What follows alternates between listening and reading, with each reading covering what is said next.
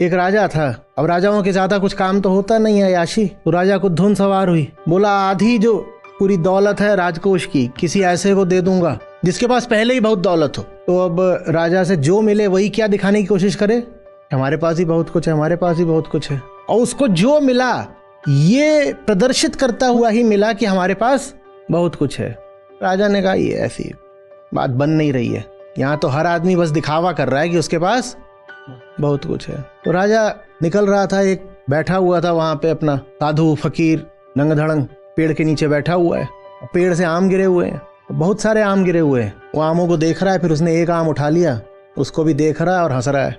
राजा ने कहा ये बढ़िया बात, ऐसे ही अपना दो कपड़ों में बैठा हुआ और पेड़ के नीचे, घर तो है नहीं, कुछ दौलत भी नहीं दिख रही है और तो कुछ है ही नहीं, ये आम गिरे हुए हैं, ये आम भी नहीं बटोर रहा, एक आम उठा रखा है और उसको देख के हंस रहा है। और सबसे बड़ी बात क्या, मैंने इसके आगे अपना रथ रुकवा दिया है, ये मुझे देख ही नहीं रहा।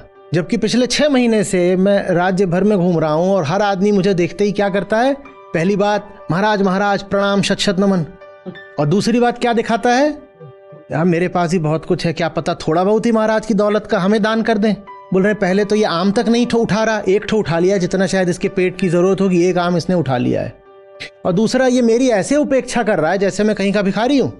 तो राजा वहीं जाके उसके सामने बैठ गया तो उसको एक निगाह ऐसे देख लिया, फकीर ने देख लिया अपना, तो अपने आम को देखने लगा। फिर उसने अपना आम छीला, थोड़ा सा चूसा, फिर देखा राजा को, राजा अभी तक वहीं बैठा है, तो उसने एक आम उठा के राजा को दे दिया।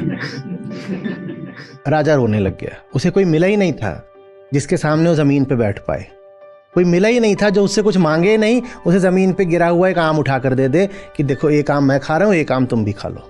राजा को सहसा लगा कि वो मिल गया जिसके पास बहुत कुछ है। तो राजा ने कहा कि मेरी इतनी दौलत है और मैं आपको अर्पित करना चाहता हूँ। तो हंसने लग गया, बोले आप हंस रहे हैं मैं समझ रहा हूँ, आपको ज़रूरत नहीं है तो आप किसी और को दे दीजिएगा, आप जिसको भी देंगे आप ठीक ही देंगे, आप समझदार आदमी हैं। तो हंसते हंसते बोला नहीं, बात ये नहीं है कि मुझे नहीं चाहिए, बात यह है कि तुम इतने गरीब हो कि मैं तुमसे कुछ ले कैसे लूं।